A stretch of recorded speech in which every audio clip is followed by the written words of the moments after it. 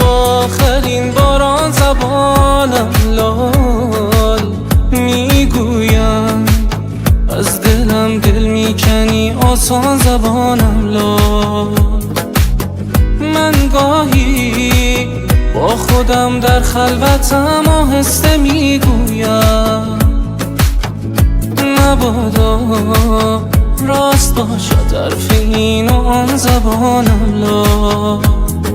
میترسم از این راه، از درد بی درمان تو میروی یک روز با آخرین باران. در خواب خود دیدم این لحظه را 100 بار، رفتی و باران زد در آخرین دیدار. اگر رفتی و ماندم در دل طوفان خلاصم، به دور از گریه ها و چشم اینم خلاصم کن. بس از تو زندگی جایی برای من نخواهد داشت، مرا با خاطرات آخرین باران خلاصم کن.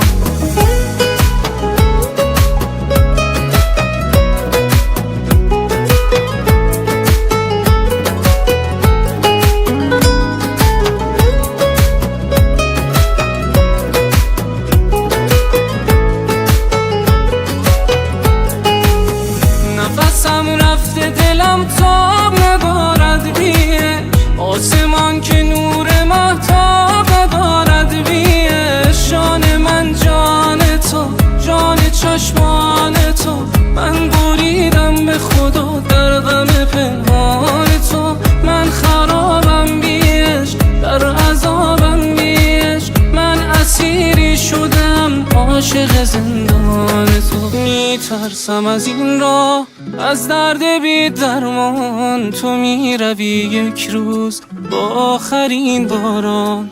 در خواب خود دیدم این لحظه را 100 بار، رفتی و باران زد در آخرین دیدار. اگر رفتی و ماندم در دل طوفان خلاصم، به دور از گریه ها و چشم اینم خلاصم کن. بس از تو زندگی جایی برای من نخواهد داشت، مرا با خاطرات آخرین باران خلاصم کن.